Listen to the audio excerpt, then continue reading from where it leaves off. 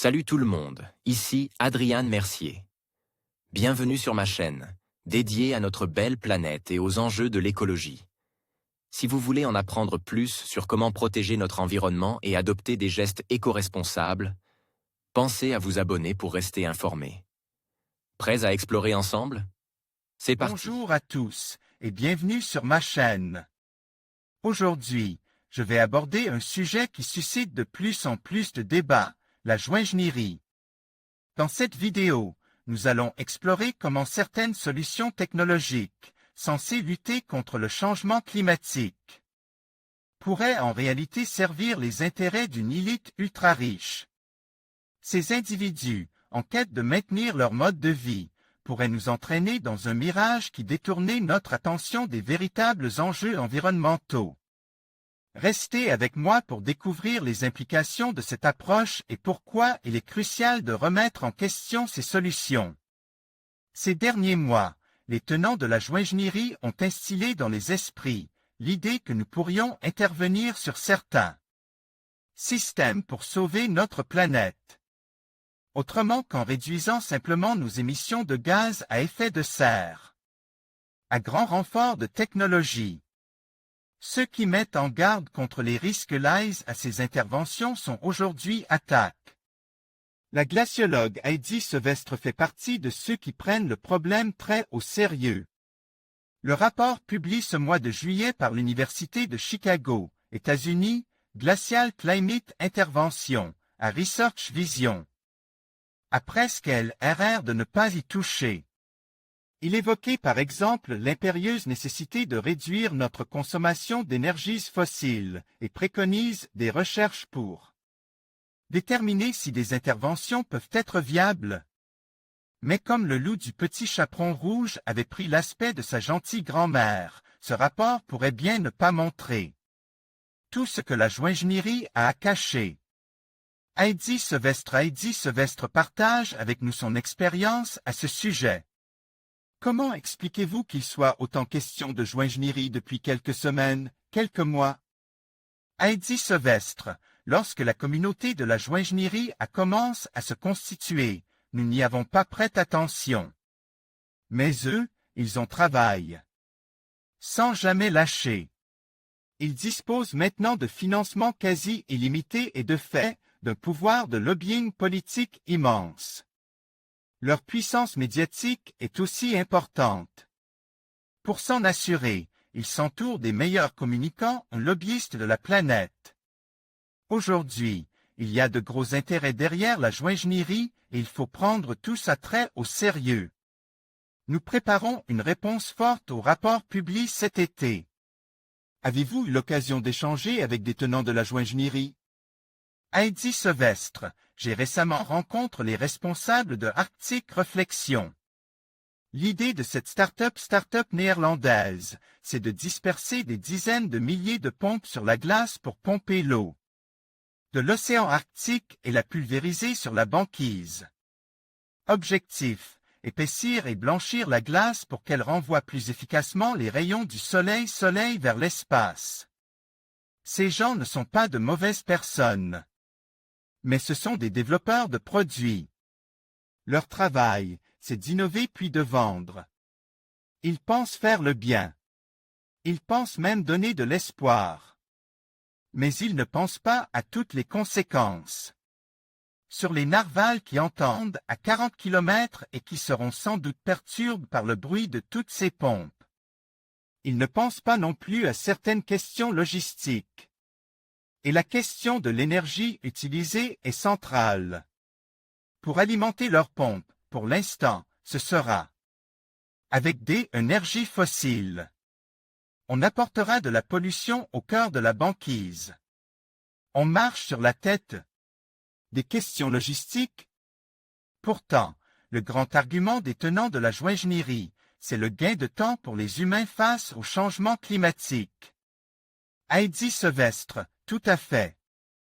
Mais c'est complètement faux. En s'attaquant aux conséquences du changement climatique, ils promettent de nous offrir du temps pour nous adapter. Les joailleurs prétendant aussi qu'ils peuvent faire plus vite que la décarbonation.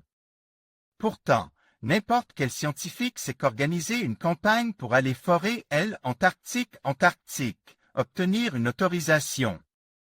Pour ajouter un tout petit module à une base sur ce continent, de la paix et de la science, ou trouver des bateaux pour tracter.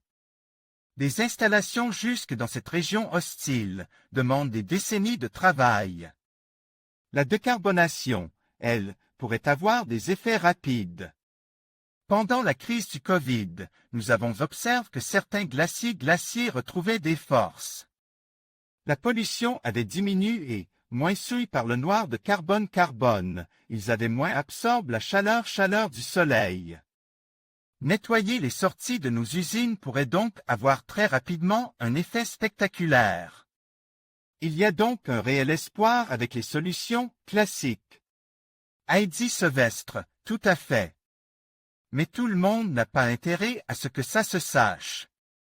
Ce sont ces gens ultra riches qui veulent continuer leur business as usual, coûte que coûte. Et ils n'hésitent pas pour cela à partir en croisade avec la joaillerie, à manipuler les pensées. J'ai rencontré aussi des jeunes de l'ONG Opération Arctique. Elle est financée par Silver Lining, un philanthrope américain qui finance très largement la joaillerie. En finançant cette ONG, ils font croire à la jeune génération qu'il existe tout un tas de solutions pour lutter contre les conséquences du changement climatique, mais que nous refusons tout simplement de les étudier. Ces jeunes nous interpellent dans les médias et dans les conférences internationales. Ils ne comprennent pas qu'alors que le monde est en train de s'effondrer autour d'eux, il y a des solutions que nous refusons d'étudier. Ils nous font passer pour des extrémistes. Et aujourd'hui, c'est violent pour nous. Si les îles Marshall sont submergées, ce sera de votre faute. Voilà ce que nous entendons dire aux communautés autochtones qui sont, elles aussi, contre la joaillerie. Mais le jour viendra, je l'espère, où ils se rendront compte qu'ils se sont fait manipuler pour pousser l'agenda de gens qui ne veulent que gagner toujours plus argent.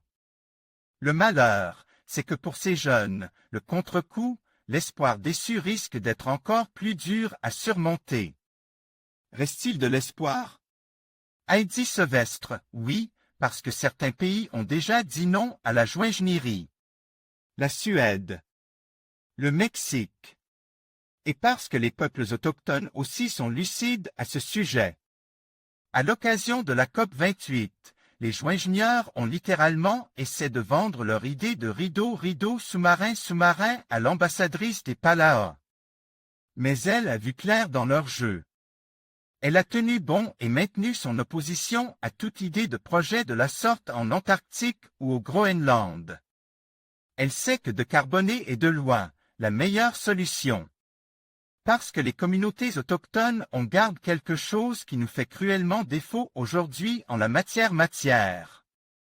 Cette vision holistique qui les aide à se rendre compte que l'idée n'est pas bonne.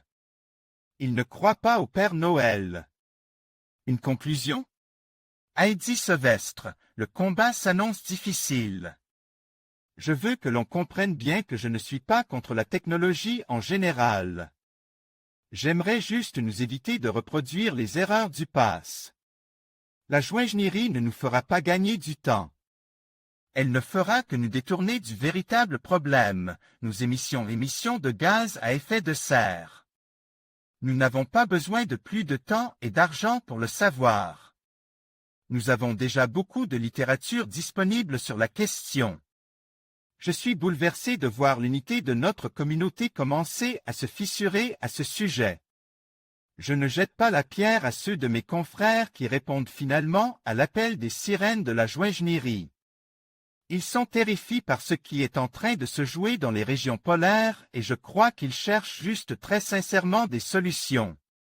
Mais la solution numéro 1, il faut le répéter, quitte à passer pour un monomaniaque, c'est la décarbonation.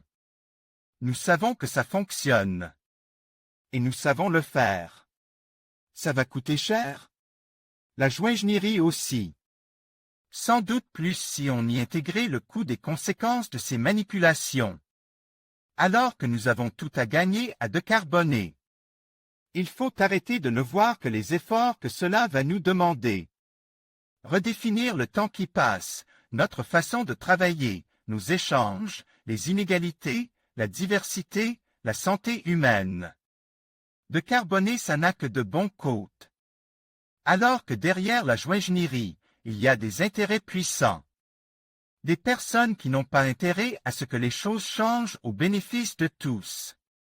En conclusion, le concept de la joaillerie soulevait des questions cruciales sur l'éthique et l'avenir de notre planète. Alors que certains voient cette technologie comme une solution miracle aux crises environnementales, il est essentiel de rester vigilant. Face aux motivations des ultra-riches qui pourraient chercher à préserver leur mode de vie au détriment de l'équité sociale et de la durabilité. Plutôt que de se fier à des solutions technologiques, nous devons nous concentrer sur des actions collectives et des changements systémiques. Pour véritablement lutter contre le changement climatique. La véritable réponse réside dans notre capacité à repenser notre rapport à la nature et à construire un avenir plus juste pour tous.